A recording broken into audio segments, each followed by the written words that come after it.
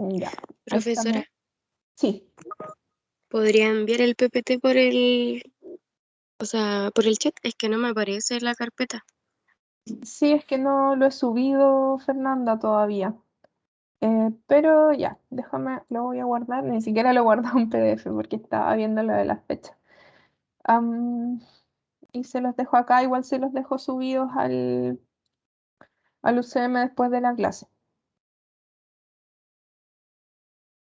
Ya, profe, gracias. Ya, dame un segundo.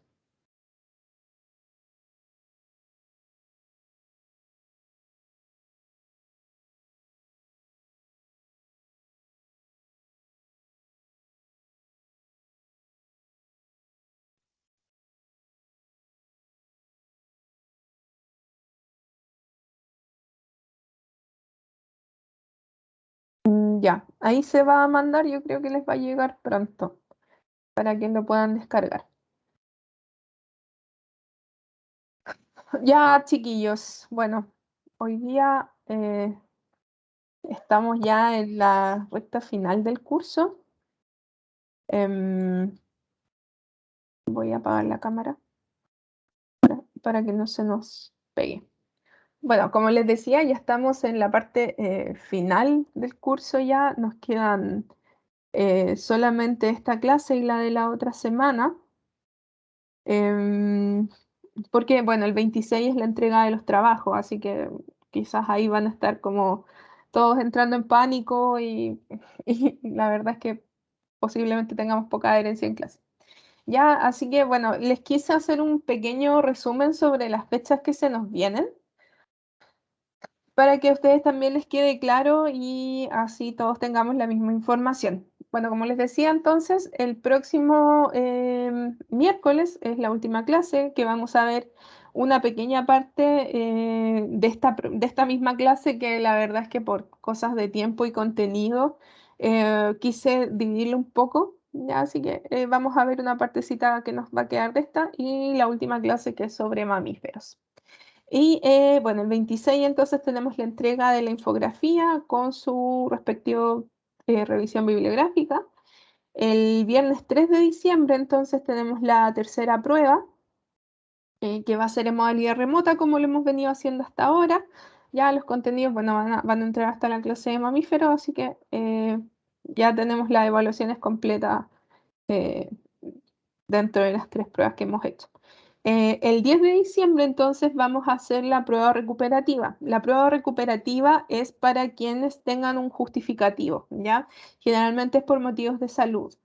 Idealmente envíennos los justificativos hasta el 8 de diciembre porque ahí vamos a saber si es que tenemos que hacer efectivamente la prueba recuperativa o no, para saber si hay gente que la va a tomar, ¿ya? Porque no, hasta el momento no nos ha llegado nada, entonces, no sé, pues si a la fecha de hoy nos dijeran si hay que hacer prueba recuperativa o no, no, porque no sabemos quién es o no tenemos a nadie que nos haya informado de los justificativos. Ya, así que para que por favor circulen esta información, ya para que nos hagan llegar los justificativos antes del 8 y así saber si tenemos que cargar la prueba o no, ¿ya? Bueno, y entonces el 15 de diciembre nos quedaría el examen final, ya, y el examen final es para las personas que tengan notas menores a 5 o desde 5 en adelante con rojo, ya, o sea, tú para eximirte tienes que tener una nota superior a 5 y sin rojos. Em, la ponderación entonces va a ser un 60% de las notas de las pruebas, ya de la prueba 1, 2 y 3, y bueno, y del trabajo bibliográfico que va contenido en la nota final de la prueba 3, y del 40% entonces va a ser la nota del examen. Entonces, esas dos, el 60% por un lado de las notas de prueba y trabajo, y el 40% de la nota del examen nos va a dar la nota final para saber si efectivamente los alumnos que dan el examen aprueban o no. Ahora, la nota de aprobación sigue siendo la misma, nota 4, ya para que no se asusten. Y eso referente a lo que son las próximas fechas, ¿ya? Bueno, cualquier duda o consulta, ya saben, los canales de comunicación están abiertos. Bueno, hoy día vamos a hablar ya en la penúltima clase sobre las aves, ¿ya?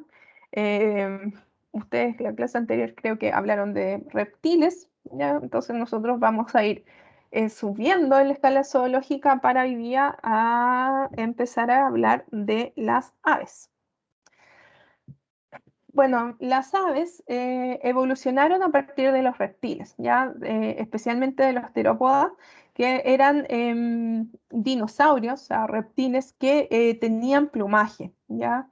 Y ese plumaje también se empezó a adaptar, y bueno, y el animal adaptar el plumaje para lograr que la próxima clase, o sea, la clase que está en la escala zoológica más arriba, que son las aves, pudieran volar. Ya, las aves entonces van a ser los únicos animales cordados que tienen la capacidad de volar.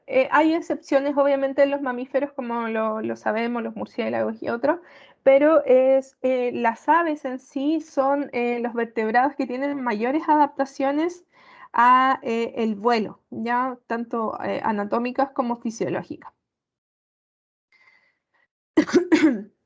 Bueno, otra de las características que aparece en esta clase es que los animales de aquí hacia arriba van a poder regular ellos mismos su temperatura, o sea que se denominan animales homeotérmicos o endotérmicos, o sea que significa que ellos mismos son quienes regulan la temperatura corporal.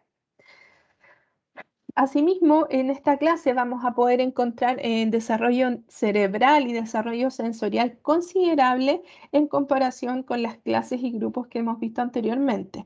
Ahora, como una característica bastante interesante es que las aves se adaptan a la mayoría, o si no, para no decir todos los tipos de ambiente, por lo que tienen una presencia a través de toda la Tierra, ¿ya? O sea, habitan todos los ambientes terrestres, marinos, aéreos, etcétera. Son los que han conquistado todos los ambientes. Dado que las aves endémicas de cada ambiente han tenido ciertas adaptaciones físicas, morfológicas y fisiológicas para poder entonces habitar estos lugares, ¿ya? Entonces, eso es lo que explicaría un poco cómo hay aves que habitan en el Ártico, en la Antártica, en zonas tropicales, en el mar y también se desplazan mediante el vuelo, ¿ya? Este grupo, esta clase de aves, o sea, la clase de aves, propiamente tal, cuenta con alrededor de 9.600 especies y se considera el grupo de tetrápodos más numeroso dentro de este grupo, ¿ya? Bueno, sabemos entonces que las aves pertenecen al reino animal, derivan del grupo o filum Chordata, del subfilum Vertebrata, ¿ya? Y vamos acá entonces separando un poco las clases, ¿ya? Luego viene la subclase Neornites, que son entonces animales que tienen la característica de no poseer dientes, ¿ya? Conocidos los dientes propiamente tal como estas estructuras óseas que se insertan dentro de un alveolo. Y también pertenecen al superorden de los neognates, que se definen como animales que no poseen esternón o que poseen un esternón fusionado, ya no articulado como lo tienen otros animales. Ahora, si se fijan, entonces en esta línea que tenemos acá de imagen, vamos viendo que entonces la derivación de las aves, de los neornites, proviene entonces de los dinosaurios, específicamente de los arqueópteros. Bueno, los primeros registros, entonces, los primeros registros fósiles que nos han permitido un poco entender cómo hemos ido evolucionando a lo largo de la historia y a lo largo del desarrollo del planeta, nos van diciendo de que las aves surgen hace ya 150 millones de años aproximadamente con los terópodos, ya que son los saurisquios. Este es el primer fósil que se encontró como evidencia de que los dinosaurios propiamente tal habían evolucionado y le habían salido plumas, ¿ya?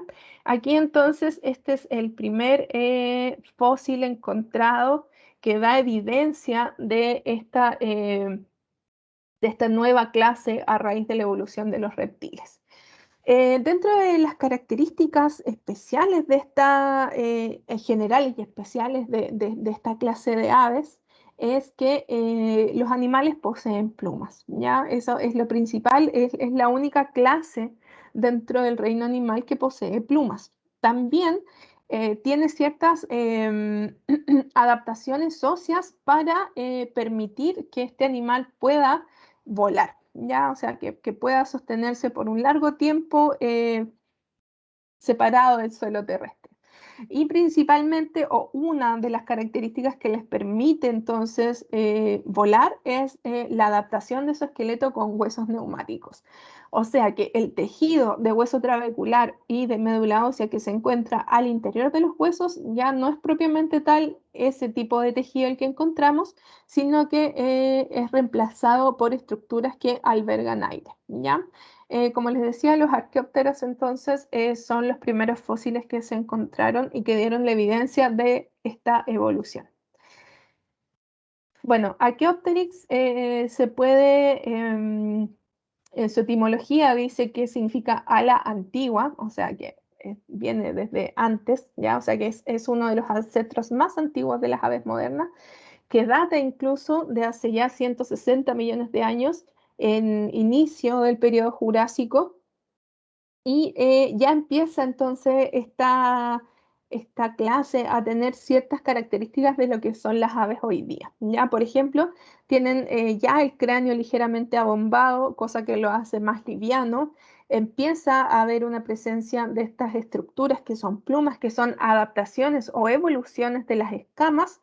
Y también podemos comenzar a evidenciar que existen ciertas garras que son curvadas. Ya, si se fijan, los dedos del miembro posterior principalmente tienen esta forma de garra. Ya, por otra parte, el miembro anterior, o sea, las manos, los brazos, también empiezan a tener ciertas modificaciones evolutivas que les van entonces a permitir el acto maravilloso, digamos, de volar.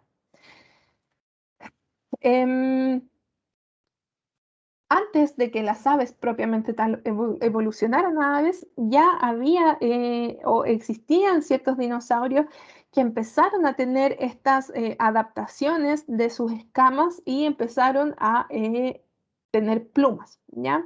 Otra de las características, bueno, de esta clase ave es que no tienen dientes. Si bien hay algunas ranfotecas o picos que se llaman, que tienen cierta apariencia como si tuvieran dientes, no son dientes propiamente tal, sino que son prolongaciones de esta estructura córnea que recubre entonces a la ranfoteca o pico y que asemeja algunas veces que son dientes, pero no son dientes reales. Estas aves también, o las aves en general, cuentan con un pico córneo que recubre las mandíbulas, entonces hace una sola estructura para favorecer el alimento. ¿Ya? Las formas de los picos de las ranfotecas varía según el tipo de alimentación que tenga cada clase o subclase de cada orden de aves. ¿Ya? Va a depender mucho entonces de qué es lo que coma cada especie de ave para evidenciar sus características adaptativas al tipo de alimentación que tienen. Y otra de las características de esta clase es que las aves contienen una glándula uropigial, ¿ya? La glándula uropigial se encuentra caudo dorsal, ¿ya? O sea, como hacia la cola, o va a depender también de cada animal, y tienen la función, estas glándulas, de secretar sebo, ¿ya? Sobre todo es muy útil para lo que son las aves acuáticas, dado que este sebo entonces o este producto de la glándula uropigial va a ser hidrofóbico, o sea que va a repeler el agua y eso va a permitir entonces que las aves acuáticas o las aves que pueden ser acuáticos terrestres no se mojen una vez que entren al agua. ¿Ya? Gracias a que esta molécula entonces que recubre las alas, o sea, las plumas de los animales o de las aves acuáticas, entonces va a hacer hidrofóbica, o sea que va a repeler el agua. Dentro de las características morfológicas, entonces, de la forma del cuerpo de las aves, puede ser bastante variable. Ya por un lado tenemos a estas grandes aves que son las avestruces, que si bien son, no sé, pueden ser hasta 100 veces más grandes que el pajarito más pequeño, tienen otras adaptaciones de sus miembros posteriores según también el hábitat en los que ellos se desarrollan. Ya, por ejemplo, las avestruces tienen un gran desarrollo de miembros posteriores, pero que no solamente le va a permitir para agarrarse de algún lugar específico o para poder sostener el vuelo o tener ciertas orientaciones, sino que también sirve bastante para desplazarse, dado que las avestruces en general recorren grandes distancias, por ejemplo. Ya, igual las extremidades posteriores entonces son las que van a permitir el desplazamiento por vía terrestre de las aves, mientras que las extremidades anteriores son las que han tenido estas adaptaciones tan particulares para favorecer el vuelo. Ya, vamos a ver entonces más adelante un esquema comparativo de lo que es los miembros anteriores de las aves en comparación con otros animales. Entonces, como dijimos anteriormente, también tienen el tegumento, o sea, la piel recubierta de plumas, ya no son escamas, ahora tenemos plumas, aunque si alguna vez han visto en vivo y en directo un ave, saben que muchas de ellas también aún cuentan con escamas, sobre todo en sus miembros posteriores. No sé si alguna vez, ojalá que no, no sé por qué es raro, eh, han ido al supermercado quizá y han visto que venden, no sé, pues huesos de, como las patas de pollo. Ahí podemos evidenciar directamente, si es que, claro, no tenemos contacto con la naturaleza y esas cosas, que las patas de pollo o las patas que se comercializan cuentan con estas estructuras escamosas, ¿ya? Y que eso entonces viene a ser un recordatorio de dónde vienen estos animales, que es de los dinosaurios. Entonces, otra de las características que también se comparten con los reptiles es que son ovíparos, o sea que su nacimiento ya ocurre a través de huevos, o sea, fuera también el cuerpo de la hembra del animal. Su tamaño tiende a ser bastante variable, dado que el pajarito más pequeño puede medir hasta 6,4 centímetros, que ese se conoce como zunzuncito, y también el animal más grande de esta clase entonces serían las avestruces, que pueden medir hasta casi 4 metros, ¿ya? O sea, la diferencia es bastante grande la de esta clase. Ahora, esta no es una característica quizás propia de las aves, porque si se ponen a pensar, chiquillos, la variabilidad entre, por ejemplo, los caninos también tiende a ser bastante amplia. Por ejemplo, tenemos a los perritos más pequeños del mundo, que son los chihuahuas, que pueden, no sé, pesar 800 gramos o un Yorkshire muy pequeño, y tenemos otros que pueden pesar hasta 80 kilos, como los terranova grandaneses, etcétera. Esta, bueno, como les digo, no es una característica única o propia de las aves, sino que también se puede repetir en otras especies, en otras familias, y que es importante considerar. Ahora, como las aves entonces están adaptadas para facilitar entonces el vuelo, hay ciertas características morfológicas externas que nos van a permitir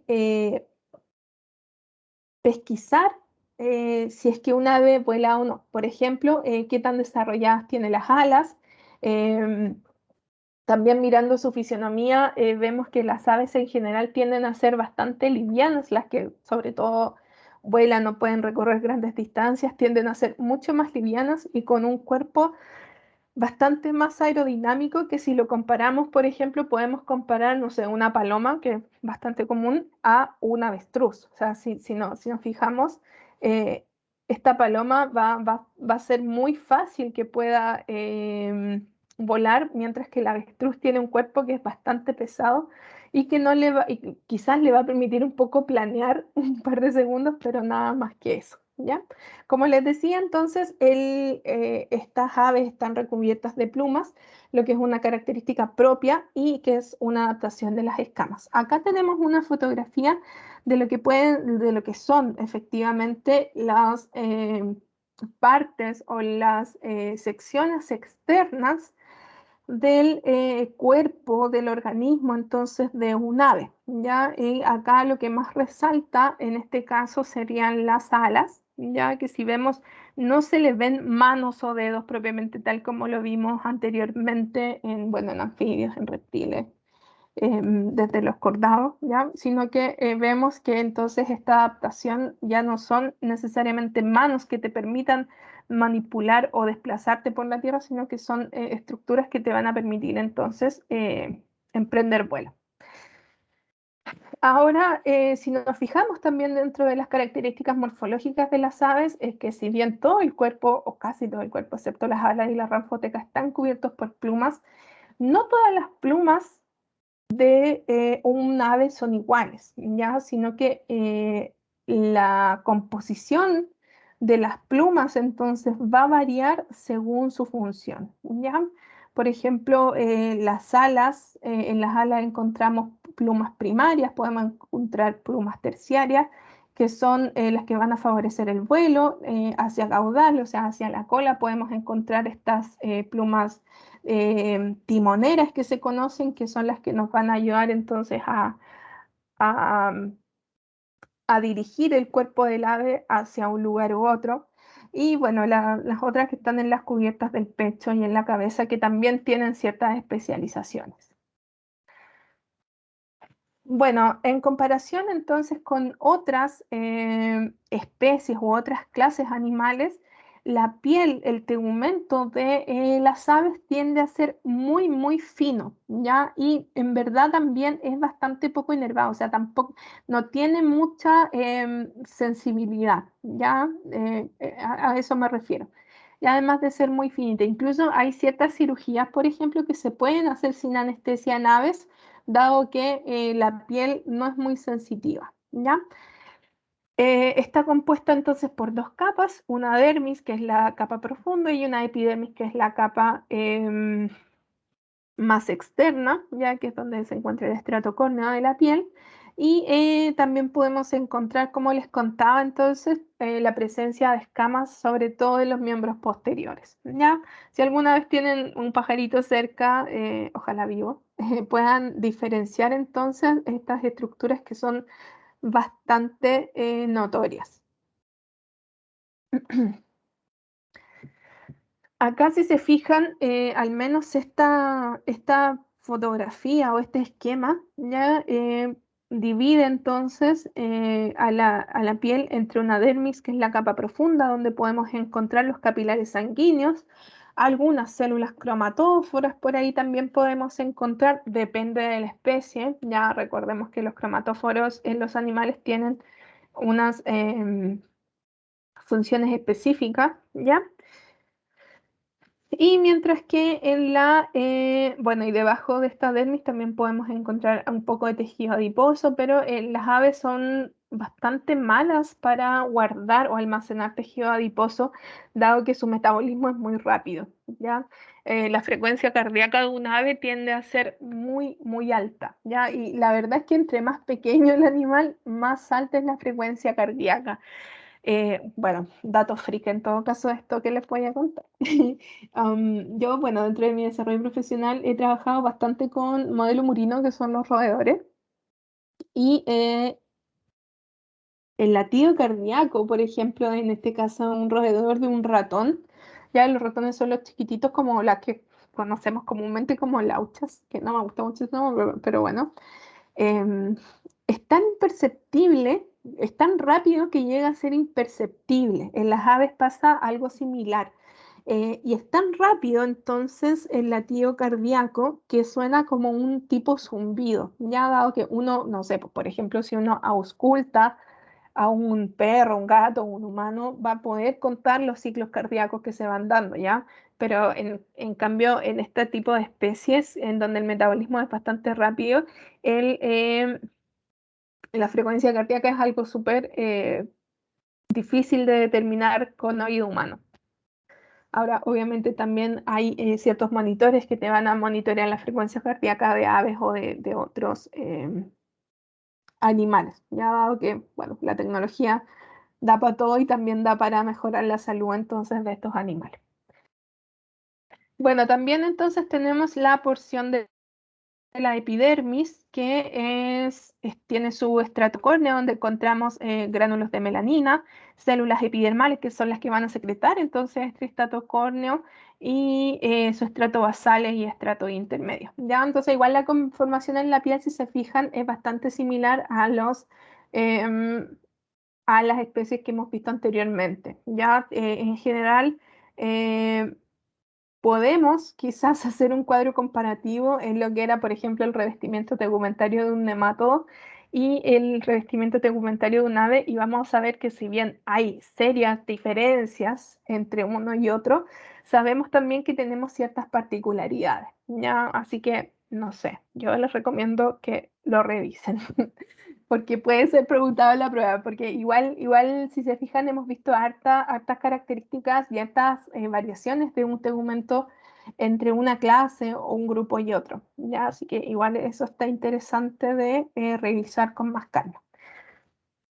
Bueno, las plumas. Yo me imagino que todos conocemos las plumas. Ya, yo tengo, de hecho, tengo un tatuaje de plumas porque me gustan mucho. No tengo plumas vivas porque no me gusta tener ese tipo de cosas, pero bueno, en general, las plumas es algo que todos conocemos, pero que pocos sabemos de qué están compuestas. Ya, de hecho, chiquillos, chiquillas que están acá, las plumas tienen un alto contenido proteico, ¿ya? O sea, están compuestas principalmente de queratina, ¿ya? Y la queratina es una proteína que es súper compleja, ¿ya? Son escleroproteínas que son bastante fibrosas y que están, bueno, presentes en la piel de los tetrápodos hacia arriba, ¿ya? O sea, casi todos nosotros tenemos queratina, o sea, obviamente nosotros tenemos queratina en la piel. Y esta queratina, por ejemplo, o las plumas de aves, por ejemplo, que eso se considera un subproducto de la industria alimentaria o de la industria agroalimentaria, estas plumas entonces la industria las toma y las muele muy bien y forma una harina de plumas. Esto también es como dato rosa, chiquillo. Es como que igual me interesa que lo vayan sabiendo porque en algún minuto quizás les va a tocar trabajar con este tipo de subproductos dentro de su carrera, no lo sé. Y bueno, lo que pasa es que al tener un alto contenido proteico, entonces esta harina de plumas se les va añadiendo a los alimentos de animales, por ejemplo, de perros, de gatos, de carnívoros en general, que como los que encontramos en el supermercado, no voy a dar marca obviamente. Pero, ¿qué es lo que pasa? Que la queratina, cuando uno la ingiere, o sea, cuando uno se come esta harina de plumas que es alta en queratina, porque, bueno, las plumas básicamente están hechas de eso, esta proteína no va a ser digestible, ¿ya? Entonces, igual los que tengan perros, tengan ojo de que si el alimento, por ejemplo, tiene harina de plumas, ojalá evitarlo porque si va a disfrazar un poco la cantidad de proteína que tiene el alimento.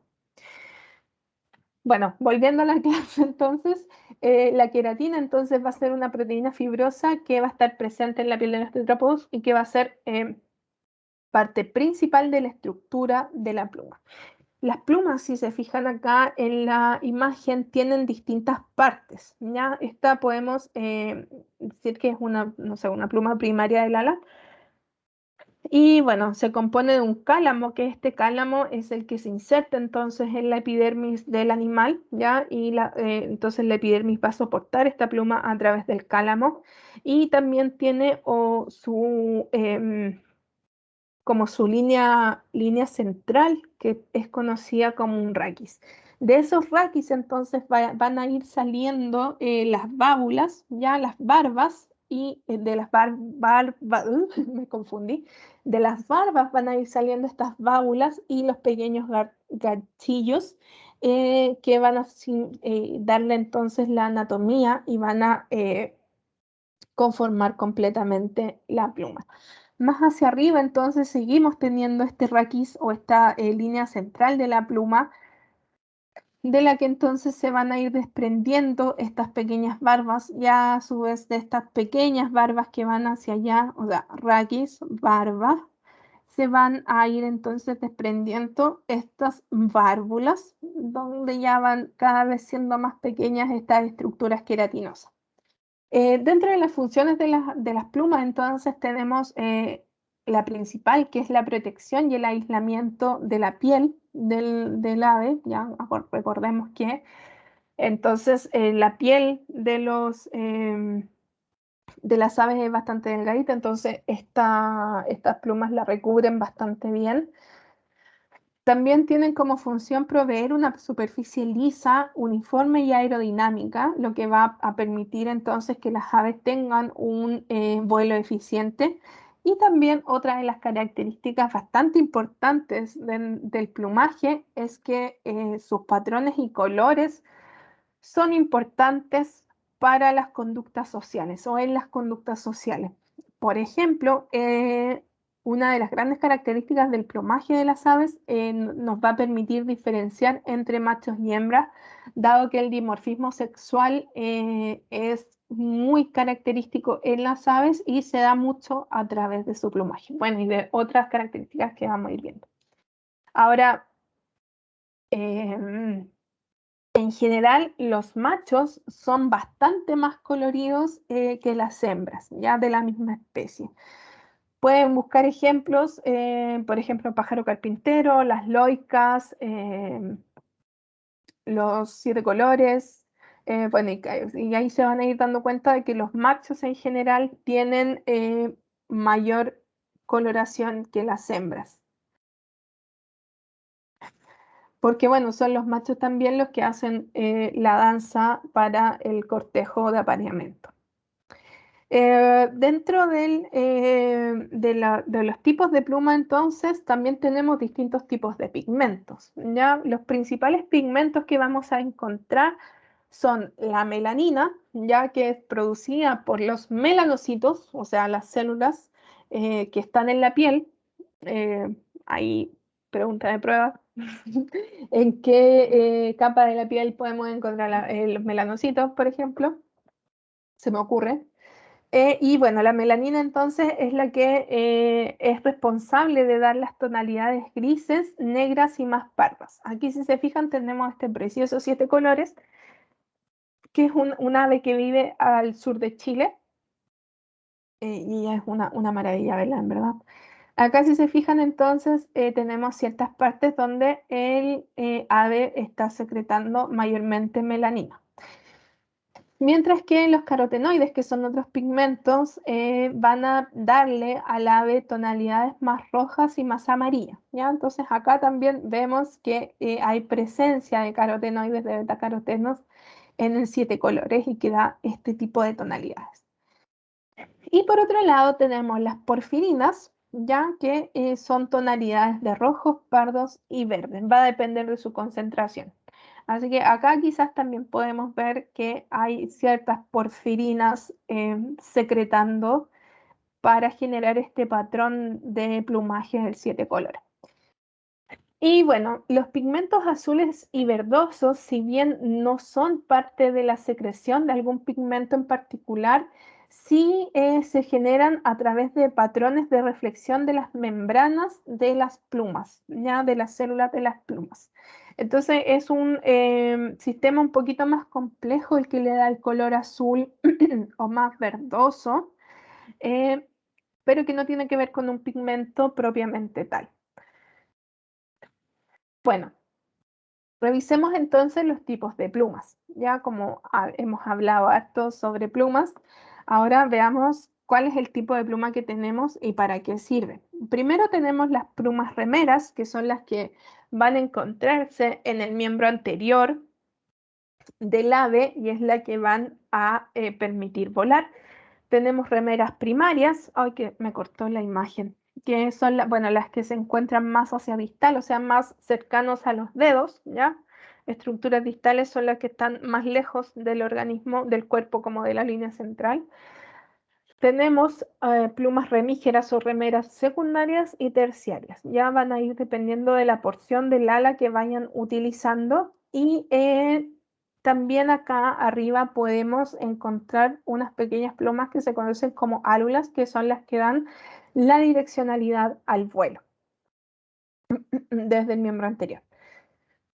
Bueno, también tenemos plumas que cubren al animal, o sea, que lo protegen. Ya podemos encontrar de tipo secundarias, medianas y las más pequeñas. Estas no tienen este patrón tan definido como las plumas remera y que son las que vimos anteriormente, con esta línea central, sino que tienden a ser un poquito más desordenadas porque su función no va a ser la misma que las plumas remijeras, que son para esencialmente volar, sino que tienen otras funciones como recubrir y proteger la piel del ave. También encontramos algunas plumas timoneras, ya que las encontramos en la porción caudal de las aves, que muchas veces también nos sirven para dar direccionalidad al vuelo, pero la mayor parte del tiempo las encontramos como ornamentales, o sea, para seguir aumentando la belleza de las aves. Por otra parte, podemos encontrar las plúmulas y las filoplumas. Por ejemplo, las plúmulas entonces nos van a ayudar a aislar la piel del resto del ambiente, ¿ya? Entonces nos van a permitir cierto confort dentro del cuerpo y también que los animales tampoco se mojen o que les entre frío incluso cuando van volando. Y finalmente tenemos las filoplumas, que siempre las vamos a encontrar en la porción más craneal o cerca de la cabeza, o también las encontramos en otras partes y que nos sirven como órganos propioceptores, o sea, para poder de tipo sensoriales, ¿ya? Entonces las propioceptoras van a ser plumas de tipo sensoriales que nos van a permitir ubicarnos en tiempo y espacio, digamos, como que van a lograr determinar nuestros movimientos, ¿ya? Y también nuestra ubicación espacial. De hecho, cuando uno altera, y esto va de la mano con lo que es la parte sensorial y de desplazamiento, cuando hay una lesión en el cerebelo, que es una de las porciones del cerebro que está un poco separada y que está como atrás. Cuando hay daño en esa estructura, la propiocepción propiamente también como la ubicación en tiempo y espacio y el equilibrio y como la la conciencia sobre el propio cuerpo, cuando entonces el cerebelo se ve alterada esta parte, entonces como que tendemos a perder el equilibrio, tendemos a perder la autoconcepción que tenemos de nuestro cuerpo, entonces no sabemos qué tan grande es nuestra mano o los pasos que vamos a ir dando, si es que están adecuados o de repente son pasos muy estirados o incluso podemos perder el equilibrio. Pérdida del equilibrio obviamente no relacionada con el oído interno, que es el que sí, entonces proporciona el equilibrio en nuestras especies, ¿ya?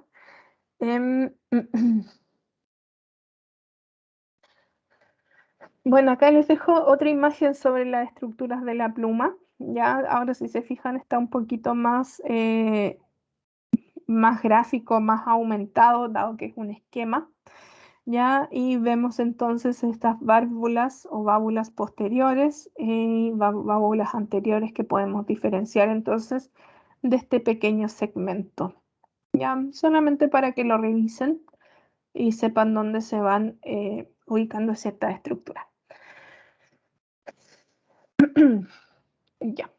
Bueno, dentro de otras adaptaciones al vuelo de las aves, tenemos la estructura ósea, ¿ya? O sea, cómo se conforma el hueso. Las aves, entonces, como lo comentamos al inicio de la clase, tienen un esqueleto ligero, ¿ya? Más ligero que el esqueleto de otras especies, dado que cuentan con huesos neumáticos, ¿ya? Que son huesos entonces que en su interior van a contener aire y que es una adaptación entonces donde antes en este hueso, por ejemplo, acá arriba teníamos un hueso trabecular completo donde se alojaba la médula ósea roja. Recordemos que la médula ósea roja tiene una función principalmente hematopoyética, o sea, de generar células sanguíneas, tanto rojas como blancas, ya glóbulos rojos, glóbulos blancos, plaquetas, etcétera, y bueno, otros componentes. Estos animales entonces no tienen esta médula ósea roja o este hueso trabecular, sino que dentro de estos huesos entonces lo que vamos a encontrar va a ser aire. Estas cavidades, entonces, estos huesos neumáticos van a estar estrechamente conectados con el sistema respiratorio, dado que ahí es donde vamos a lograr sacar el aire para que se llenen estos huesitos. Y estos esqueletos entonces van a tener también un alto contenido en fosfato cálcico, o sea que eh, si bien son huesos que son livianos, son huesos que no se rompen tan fácilmente, ¿ya? Y para hacerlos más livianos, entonces, otra de las características adaptativas es que la cortical, o sea, la porción eh, de afuera, digamos, del hueso es bastante fina, ¿ya? Por eso cuando un ave se quiebra un hueso, no sé, por el hueso de un ala o el hueso, cualquier hueso neumático en general, tienen bastantes dificultades para que vuelva a reparar esa fractura, dado que cuando hay una fractura en un hueso de un ave, suele astillarse, entonces no es fácil, no es llegar y poner, no sé, por ejemplo, a los humanos, a los perros, a los, a los animales que no tienen huesos neumáticos, les ponen placas intramedulares y se acabó. Entonces, eso no lo podemos hacer con las aves, dado que su cortical es bastante delgada. Me acuerdo que en la universidad tuvimos una pasantía en un centro de rehabilitación de fauna silvestre y ahí había un cirujano que operaba fracturas de aves y habían logrado desarrollar técnicas para lograr que las aves pudieran soldar las fracturas y volver al ambiente, pero como les digo, no eran técnicas que iban a ir con, no sé, por ejemplo, los clavos intramedulares llevan tornillos adosados al hueso. Ya va a depender de la cantidad de tornillos de la extensión de la fractura. En este caso no se puede porque vamos a seguir astillando el hueso. Bueno, otro dato como más rosa. Bueno, ¿qué pasa con la estructura ósea de la cabeza? Entonces, de las aves. Ahora acá en la imagen tenemos distintos cráneos, ya los dos de abajo son de aves, ya. Primero el de arriba es de un dinosaurio, después tenemos un arqueóptero y después tenemos una columba que son las palomas y vamos viendo estas características adaptativas. Si se fijan, entonces el cráneo de las aves es mucho más abovedado en comparación con sus ancestros. Ya tienen un hueso orbital mucho más amplio. Ya, si se fijan, acá el de los dinosaurios de acá arriba, la porción orbital es bastante más estrecha que en comparación con este cráneo de paloma, que es mucho más largo, o sea, mucho más grande. Y también dentro de las características del cráneo o del esqueleto cefálico de las aves es que tienen un hueso cuadrado que se llama así. Sí, no es que sea cuadrado propiamente tal, pero se llama así y es un hueso que va a conectar la mandíbula con el hueso temporal del cráneo y con el aparato maxilopalatino, que es el que va a permitir este aparato maxilopalatino, que es de las maxilas y el paladar propiamente tal, el movimiento entonces de este pico o ranfoteca, lo que va a permitir entonces que ambas, tanto la maxila como la mandíbula, puedan extenderse al mismo tiempo. Ya maxila la de arriba, mandíbula la de abajo. Avancemos un poquito hacia atrás. Ya vamos con lo que es la porción torácica, o si quieren tomamos un pequeño break, chiquillos. No sé, no sé si hay alguien.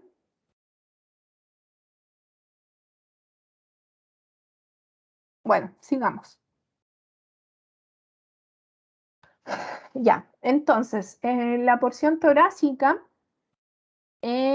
de las aves también tiene ciertas particularidades, dado que hay ciertos huesos que se van a ir fusionando, ¿ya? Entonces, Profe, ¿sí? dijo de compartir pantalla. Ah, chuta. Ya. Bueno, como no quisieron break, chiquillos, seguimos. Ya. Entonces, usualmente la fórmula vertebral de una clase tiende a ser ciertamente bastante uniforme. Por ejemplo, en los mamíferos sabemos que hay 7 cervicales, 12 torácicas y la fórmula no varía tanto. Sin embargo, en las aves la fórmula vertebral es bastante variable entre una especie y otra. Ya, o sea, podemos tener más vértebras de una porción o menos dependiendo de la especie. ¿Ya? Entonces, hay las vértebras cervicales, entonces siempre tienden a ser numerosas, ¿ya? Siendo mucho más que en los mamíferos en este caso. Y tienen apófisis salientes, que son, las apófisis son estas prolongaciones óseas, ya que son bastante pronunciadas en las aves porque en estas apófisis se van a insertar los músculos en el cuello, ya los que van a permitir entonces el movimiento de las alas.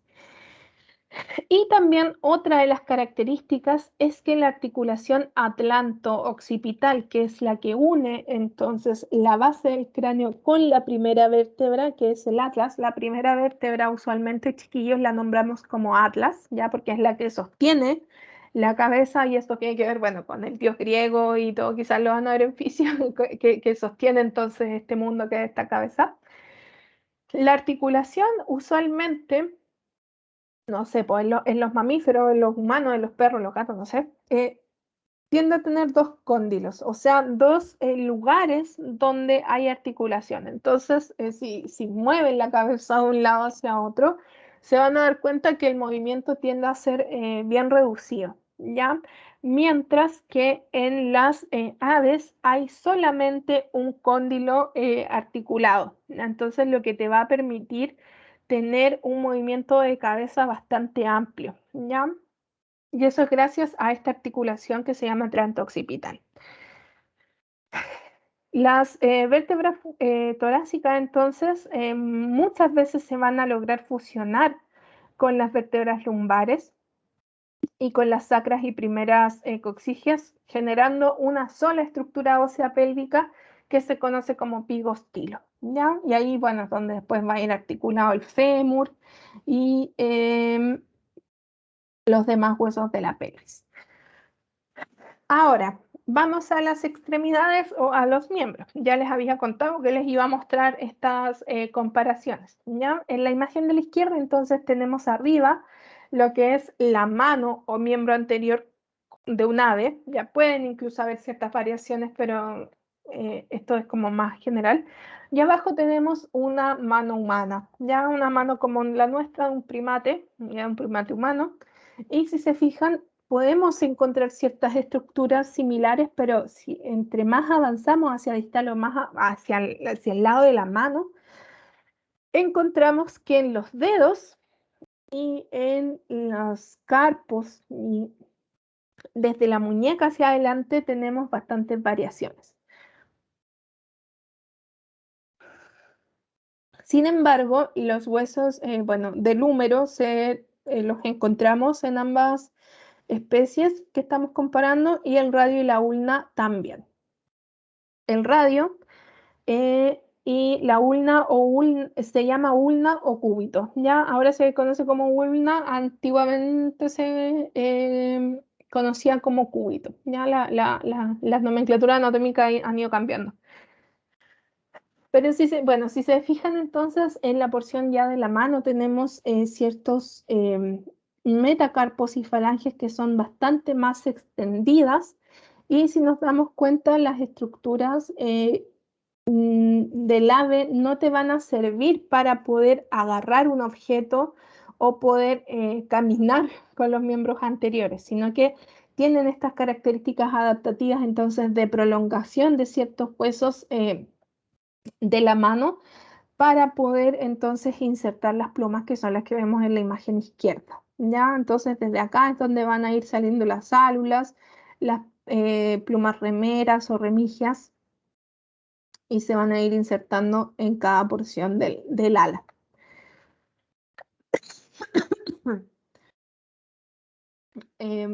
Aquí, bueno, ya entonces conocen la imagen adaptativa. Por ejemplo, las aves no tienen un quinto dedo como nosotros, ya ese quinto dedo no lo tienen o todavía no aparece en las aves, ay, perdón. Sin embargo, el primero, segundo y tercer dedo los podemos reconocer, pero no como los dedos que conocemos y es que, o que vemos cuando nos miramos nuestra mano, sino que son prolongaciones o adaptaciones evolutivas mucho más primitivas que la mano que nosotros nos podemos estar mirando en estos momentos.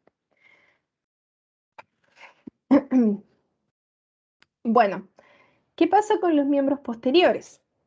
Gran pregunta. No sé, yo esperaría que me hicieran esa pregunta. Profe, ¿qué pasa con las patas? Bueno, las patas tienen distintas configuraciones, ¿ya?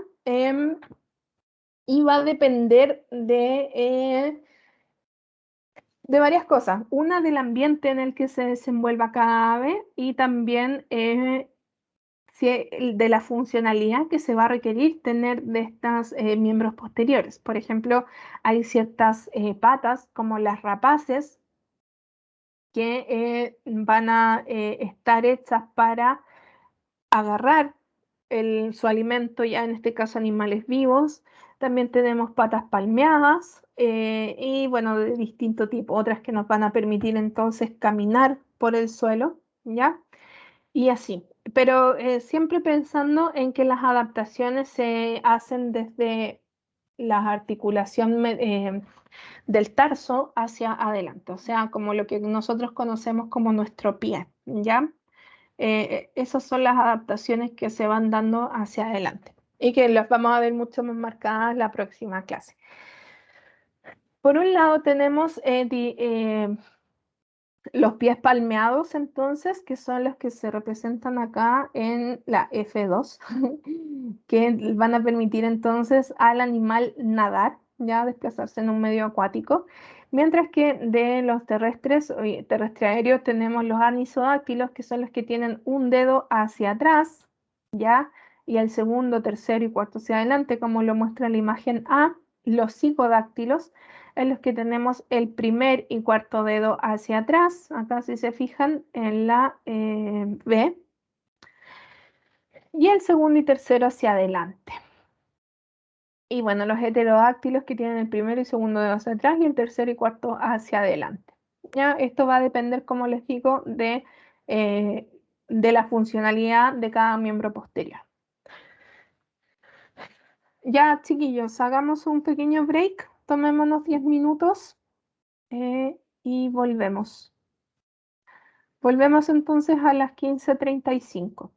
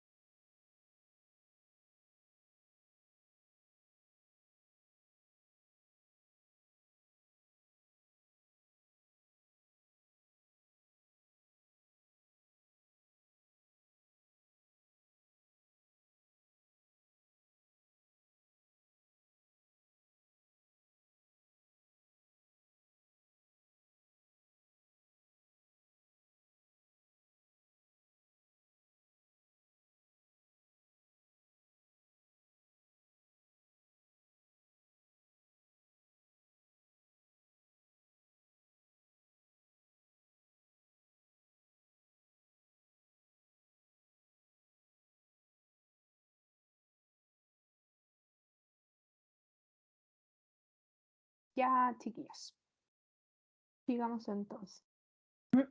Bueno, revisemos entonces ahora lo que es el sistema digestivo entonces de las aves. Primeramente comenzar con esta estructura que se conoce como ranfoteca, ¿ya?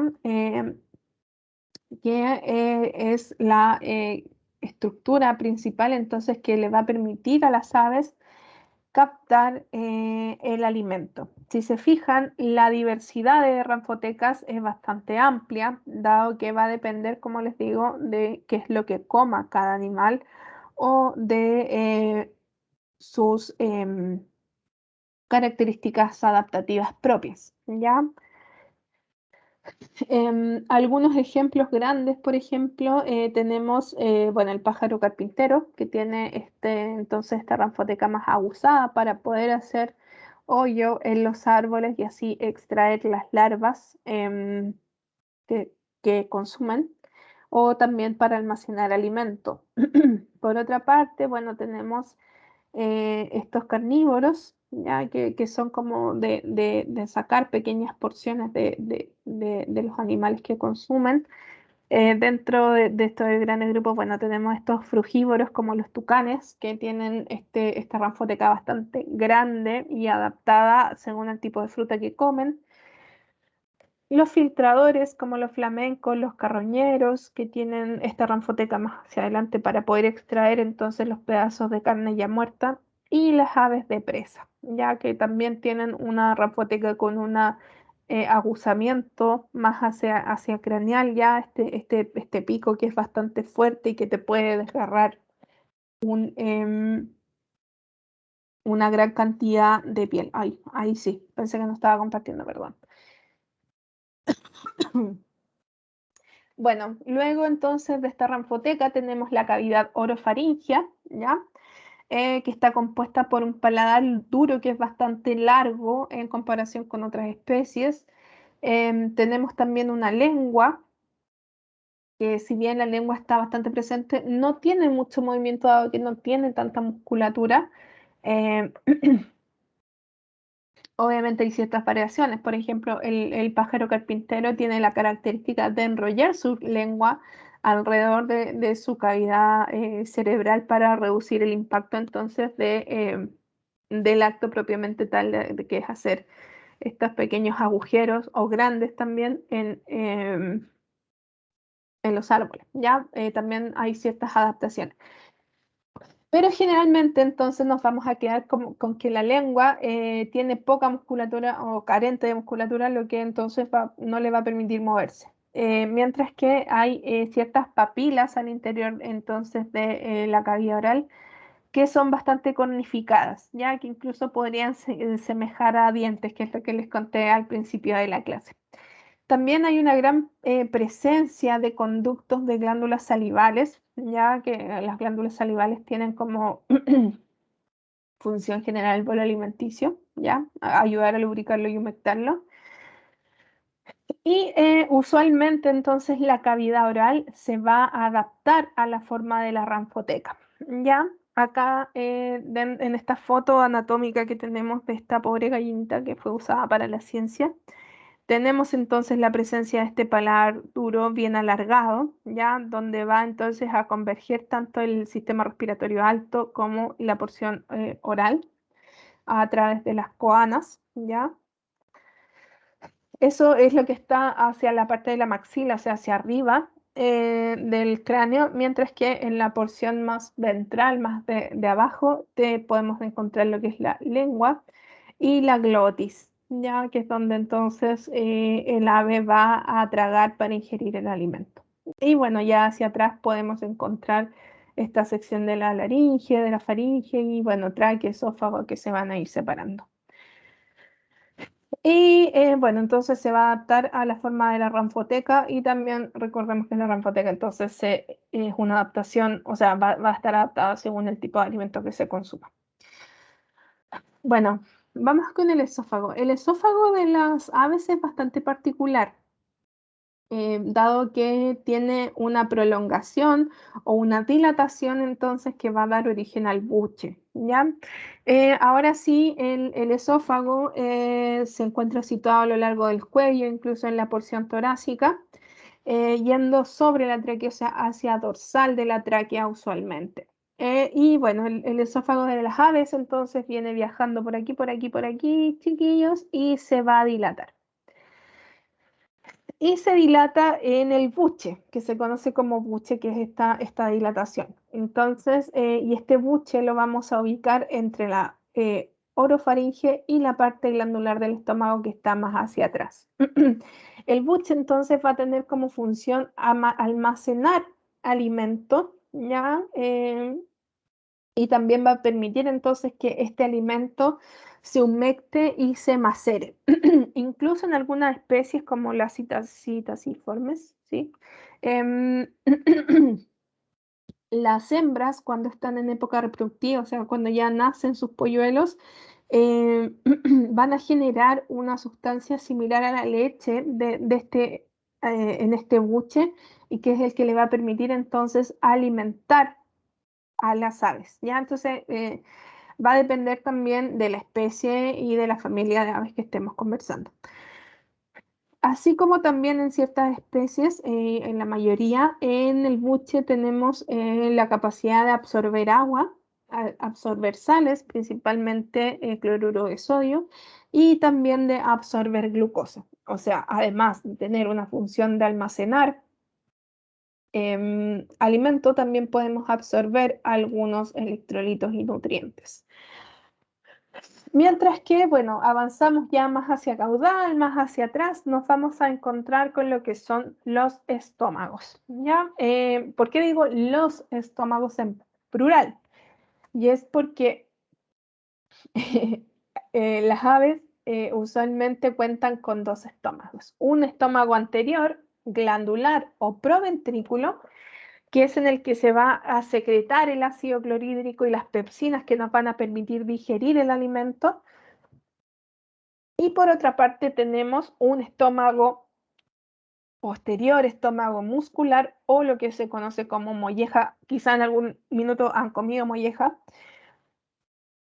Y bueno, este estómago, que es la molleja que no es glandular, ¿ya? Sino que es muscular, tiene una capa de músculo bien grande, es la que va entonces a aplastar y pulverizar los granos o el alimento en general que consuma el ave, ya dado que va a tener movimientos peristálticos, entonces que va a permitir moler el alimento que ya pasó por el estómago anterior. Ahora, las aves tienen una característica bastante particular y es que en esta molleja, en este estómago muscular, podemos encontrar piedritas, ¿ya? O grit o gastrolitos que se conocen, que son piedritas que el ave misma va a ingerir y que les va a favorecer y les va a ayudar a lo que es la pulverización del alimento, ¿ya? Es bastante común y no es nada patológico que si uno abre alguna vez un ave recién muerta, recién faenada, puede encontrar estas piedrecitas. Y bueno, van a ver que no es porque el ave tenga algún signo de pica o que tenga alguna alteración en su metabolismo, sino que es esencial entonces que las aves cuenten con estos gastrolitos en su molleja para favorecer entonces la molienda, pulverización del alimento, ¿ya? Posteriormente entonces tenemos el intestino, ya el intestino se va a extender desde la molleja o estómago muscular hacia caudal, ya hacia el recto, primera porción del intestino delgado. Tenemos aquí el duodeno, y si se fijan, entre medio de las asas duodenales, ya de la asa descendente, la curva, y asa ascendente, vamos a encontrar el páncreas, ya que va a entonces a em, estar protegido un poco por estos intestinos. También vamos a encontrar el hígado con su vesícula biliar. No todos los animales tienen vesícula biliar, creo que ya lo habíamos conversado. y en los que sus conductos biliares entonces van a desembocar en la porción duodenal más próxima al estómago. ¿Ya? Y posteriormente sigue el intestino delgado con lo que se conoce como yeyuno, ya que la parte más larga, digamos, del intestino delgado. Ya son la mayor cantidad de asas que tienen las aves es de yeyuno. Y luego hacia caudal vamos a encontrar el intestino grueso, que es mucho más corto que en otras especies. El intestino grueso entonces consta de tres partes. Primero los ciegos, ya que son estas prolongaciones que encontramos a ambos lados de la entrada del intestino grueso, que los ciegos en los animales tienen como función poder extraer nutrientes a partir de la fibra, ¿ya? Ahora, el desarrollo de los ciegos también va a estar supeditado al tipo de dieta que tenga cada animal, ¿ya? Por ejemplo, las aves que son herbívoras o omnívoras van a tener entonces estos ciegos más desarrollados, dado que ahí es donde se va a digerir la fibra. Mientras que las aves que son más carnívoras o las aves carnívoras propiamente tal van a tener los ciegos mucho más involucionados, dado que no necesitan consumir fibra porque no comen pasto básicamente. En los humanos, ¿qué es lo que pasa? Los humanos no tenemos un ciego propiamente tal, pero sí tenemos un vestigio de ciego que se llama apéndice, que para lo único que sirve es para generar apendicitis. Porque nosotros no necesitamos digerir la fibra, ya básicamente por eso. Bueno, luego de los ciegos que están acá al lado, podemos encontrar el colon recto que va a desembocar finalmente en la cloaca, que es donde van a converger varios sistemas. Y bueno, como les decía, también podemos encontrar estos órganos anexos donde tenemos el hígado y el páncreas. El hígado entonces va a tener la función de secretar estos jugos biliares que van a ayudar a la absorción de nutrientes, y también luego estos nutrientes que se absorben del intestino van a llegar al hígado mediante el sistema portal, que es donde el hígado entonces va a hacer ciertos metabolismos para poder entonces utilizar esos nutrientes. Mientras que el páncreas se regula, o sea, su función es regular, una de las funciones que tiene es regular los niveles de glucosa en la sangre.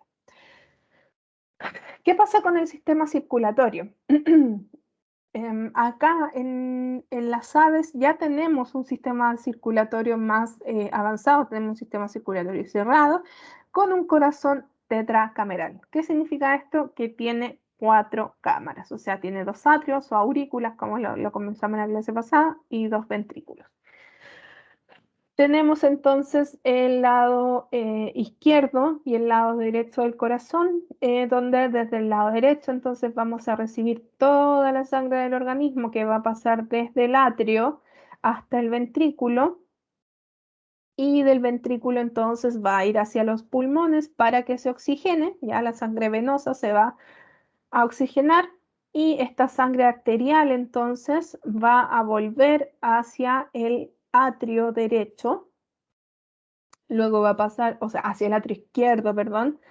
Entonces va a pasar del atrio izquierdo va a pasar al ventrículo izquierdo, y del ventrículo izquierdo al resto del organismo. Así es como funciona entonces un corazón tetracameral, que es básicamente la misma conformación que tenemos desde las aves hacia arriba, o sea, los mamíferos también.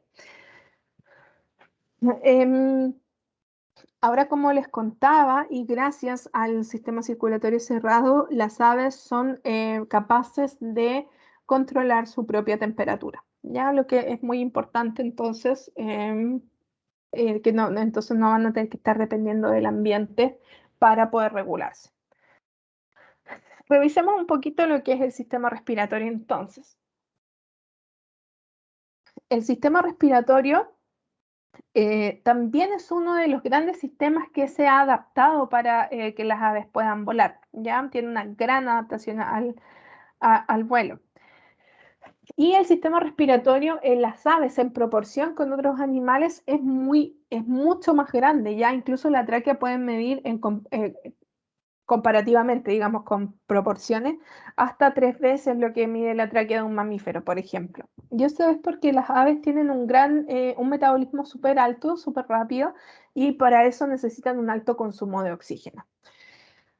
El sistema respiratorio entonces va a comenzar en lo que se conocen como narinas, que van a ser estos hoyitos o fosas nasales, ya que se encuentran siempre en la porción del pico de las aves, ya, y acá es donde va a ingresar hacia las coanas y es donde el aire se va a entibiar y se va a humidificar para seguir su recorrido por la laringe y luego por la tráquea hacia los pulmones. Y acá hay una característica importante que parece que no se las nombré en la parte digestiva, y es que hay ciertos animales que tienen una porción en la ranfoteca que se conoce como cera, ¿ya? Que es la que le va a dar el color a algunos animales, ¿ya? Como la citácea, como es en este caso. Y también en este caso, perdón. El color de la cera, si se fijan, acá tenemos esta ave que tiene una cera bastante anaranjada, que se ve sana, ¿ya? Y que muchas veces va a poder reflejar el estado nutricional. Si tenemos ceras más pálidas, podemos decir que el animal está en un estado nutricional más deteriorado. Y también nos permite diferenciar el sexo de un ave, ¿ya? Y sobre todo en época reproductiva. Eso es algo muy interesante que les voy a contar. Ya vimos el sistema respiratorio alto que está compuesto por estas narinas, las coanas que llegan entonces a la laringe, etc. Y ahora vamos a ir bajando un poco.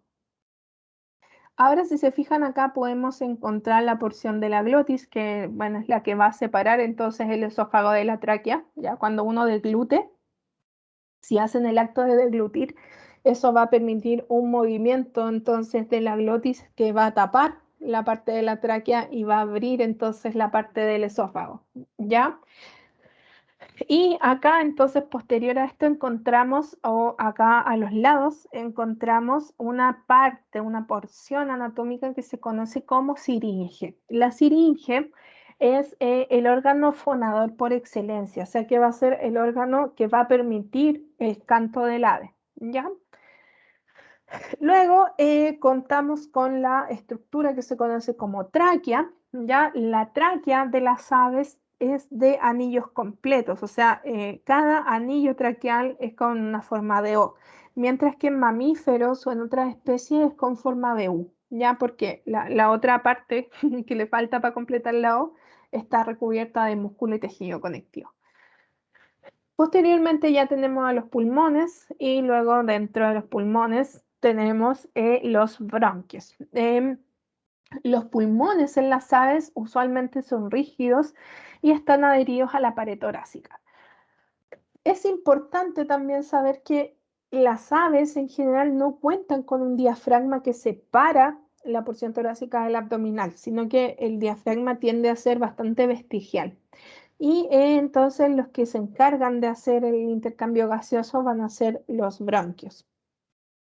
Y de los bronquios entonces se van a desprender o se van a prolongar y van a formar unas estructuras que se conocen como sacos aéreos, que son los que van a permitir la ventilación propiamente tal.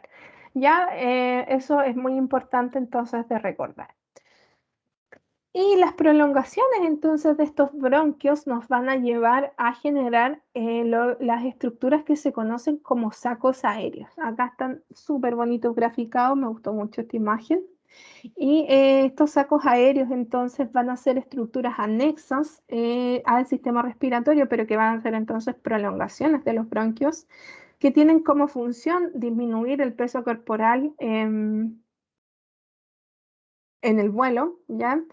Y van a permitir entonces un flujo de oxígeno directo a los pulmones para hacer el intercambio gaseoso. Y también tienen como función impedir las alzas de temperatura en los animales, dado que si tienes un animal generando un trabajo onda constante como lo es volar, el cuerpo empieza a generar mucha energía, mucho calor y tiende a calentarse. Entonces, estos sacos aéreos también permiten bajar la temperatura de las aves para permitir entonces que sigan volando. Comúnmente podemos encontrar 9 sacos aéreos, ya 2 pares de cervicales, 2 pares de torácicos craneales, 2 torácicos caudales, 2 abdominales y uno pelado, uno solito que está por aquí adelante, que es el interclavicular, o sea que se encuentra entre las 2 clavículas. Bueno, eso con respecto al sistema respiratorio. Recordar entonces que la presencia del diafragma es bastante poco notoria, ¿ya? Sino que hay otras estructuras asociadas a las aves que son particulares de la clase. Bueno, revisemos lo que es el aparato urogenital, ya una parte del aparato urinario y por otro lado el aparato urogenital que está muy relacionado. El oviducto entonces va a hacer esta progresión o sea, va a permitir la progresión del ovocito hacia la cloaca, o sea, del huevo hacia la cloaca, ¿ya? Y este oviducto entonces se va a encargar de secretar ciertas sustancias que van a proteger al ovocito que va a salir entonces de este ovario. Sí, esa diapo me había quedado media botada por ahí, creo que la puse antes de lo que tenía que ir, pero bueno, no importa. Dentro del aparato urogenital entonces vamos a encontrar los riñones, que sabemos que tienen la función de excretar los electrolitos y desechos del organismo.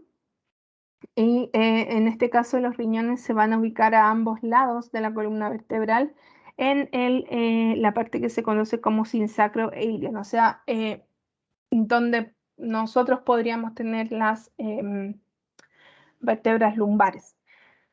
Y los uréteres que salen de estos riñones entonces van a desembocar en el urodeo de la cloaca, o sea, en una de las porciones de la cloaca. ¿Ya? La cloaca tiene 3 porciones distintas. Y por otra parte, los órganos genitales, entonces, en los machos van a estar compuestos por principalmente los testículos, ya que son los que vemos acá, un testículo de gallo negro, con su respectivo epidídimo y conducto deferente, ya para la función entonces de este sistema urogenital en los machos es poder entonces producir los espermatozoides que van a fecundar a los ovocitos que tenemos a la derecha.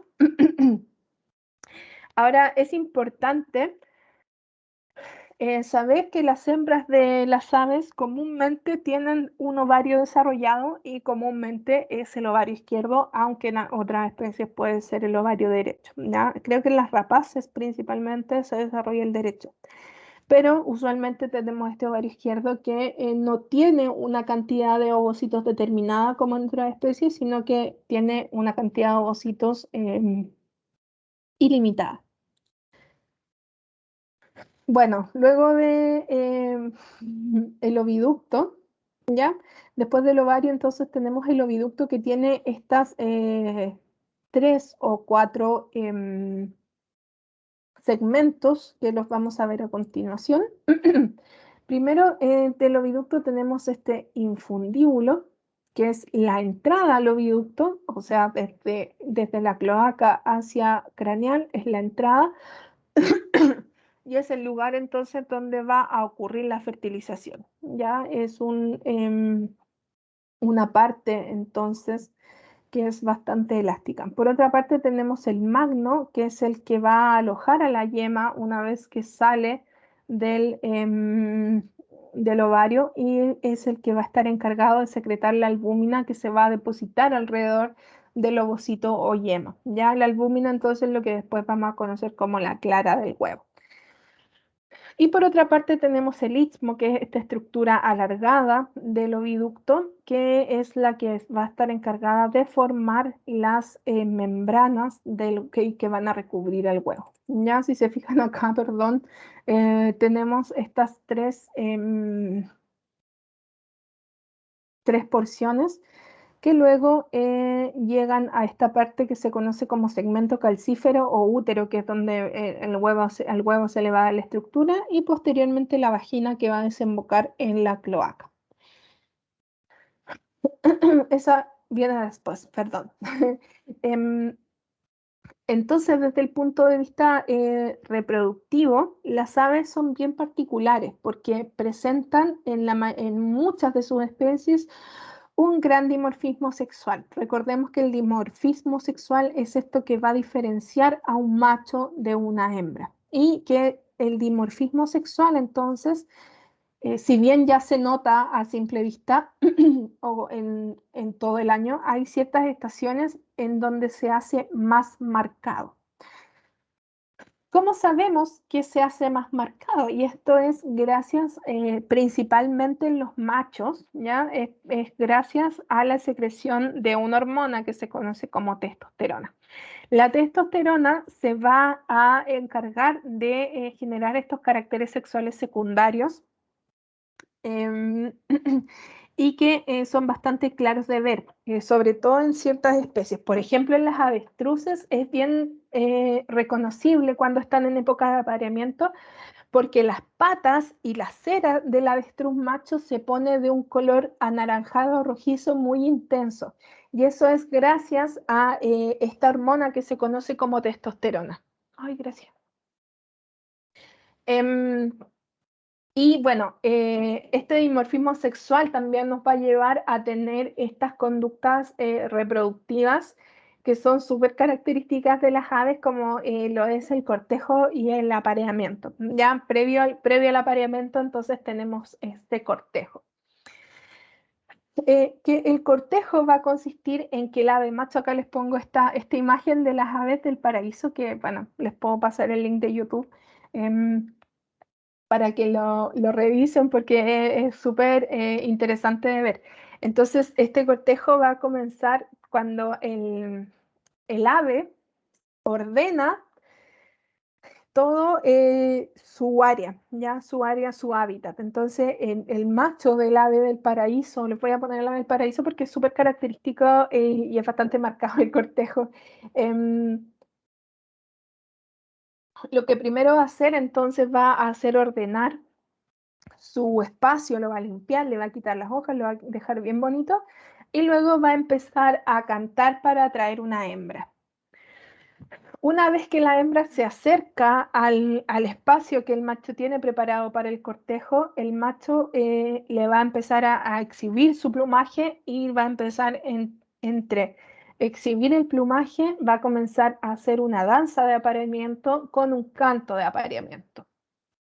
Ahora, no siempre este cortejo al macho le resulta, ¿ya? Sino que muchas veces las hembras no están interesadas en el macho que le está haciendo el cortejo y los dejan. Y bueno, el macho entonces va a tener que esperar a la próxima ave del paraíso para poder, para la próxima ave hembra para poder hacer su cortejo y así jugársela un poco, entre comillas, si es que en esta etapa reproductiva va a tener éxito o no. Ya a veces, si es que a ninguna hembra le gusta la danza, el cortejo de apareamiento, puede el macho pasar una o dos o muchas temporadas sin poder aparearse. Y bueno, otra de las características que ya habíamos visto, que la fecundación entonces en las aves es interna, ¿ya? Si bien las aves, hay algunas que no tienen un aparato copulador, un órgano copulador propiamente tal, sí hay una prolongación de la uretra que conocemos como falo, ¿ya? ¿Y qué se va a hacer entonces el órgano copulador del macho, de la ave macho, perdón, ¿ya? Eso es bastante interesante porque comúnmente no lo encontramos, pero sí lo vamos a encontrar en ciertas especies, esta prolongación uretral. Y bueno, luego entonces de la danza especial entonces del macho ocurre la fecundación entonces que va a ser posterior al cortejo y que va a ocurrir en esta porción anatómica que se conoce como infundíbulo, que está muy cerca de la cloaca, y la fecundación entonces el acto coital en los aves tiende a tener un promedio de 15 minutos, ya lo que puede ser variable. Ahora me faltó la diapositiva de los órganos de los sentidos, chiquillos. Disculpen por haber desordenado la clase, no sé qué me pasó. Y bueno, los órganos de los sentidos de las aves, entonces, hay algunos que están mucho más desarrollados que otros, ¿ya? Por ejemplo, las aves usualmente, en general, tienen bastante poco desarrollo de el olfato y el gusto, ¿ya? Eso no es una característica muy común de las aves. Mientras que sí hay otros órganos táctiles o de visión que son bastante desarrollados. Por ejemplo, en este caso, los órganos táctiles los podemos encontrar en la ranfoteca y en la región oral. Y bueno, también en otras partes, no sé, pues, en las patas o incluso, sí, principalmente en las patas y en la porción oral. Mientras que como no hay tantas papilas y la lengua en general está bastante cornificada, no tenemos mucho el sentido del gusto. Sin embargo, la vista y el oído de las aves es muy, muy desarrollada, es altamente desarrollada. En este caso, el oído interno, que es el que nos va a proveer de equilibrio, va a estar bastante desarrollado, ya sobre todo en sus canales semicirculares, que son los que nos van a permitir equilibrarnos.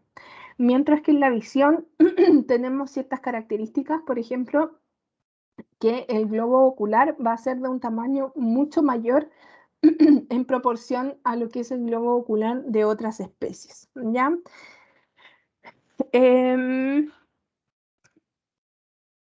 Y esto va a favorecer entonces que las aves tengan en general una visión muy buena, dado que la visión, por ejemplo, puede alcanzar hasta una visión de 360 grados, como lo es en los búhos o en algunas lechuzas, ya entonces tienen un campo visual bastante completo.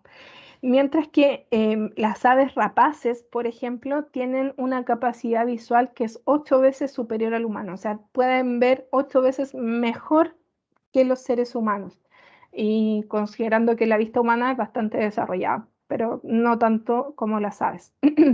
Y también aparece, y también aparece en los reptiles, la presencia de la membrana nictitante o más conocida como tercer párpado, ya que es esta membranita entonces que va a recubrir un poco o completamente al ojo, depende de lo que necesite, y le va a permitir entonces estar completamente lubricado e incluso protegerse del ambiente cuando hay situaciones amenazantes. Entonces, esta membrana nictitante no siempre la podemos encontrar. Si se fijan en la imagen de arriba, no logramos ver la membrana nictitante, que es este tercer párpado que sale desde aquí hacia allá, desde el canto medial del ojo hacia el canto lateral. Sin embargo, acá vemos una rapaz en la que podemos ver que ya aquí en la segunda, en la imagen del medio, está la membrana nictitante a la mitad, ya, o sea, protege la mitad del ojo, mientras que en la imagen de la derecha ya tenemos la membrana nictitante que recubre completamente el ojo y lo va a proteger y también lo va a lubricar. Muchas veces o algunas veces esta membrana nictitante, perdón, tiende a inflamarse, ¿ya? Y no va a cumplir su función. Creo que eso es por hoy, chiquillos. Terminamos por hoy. Voy a dejar de grabar entonces.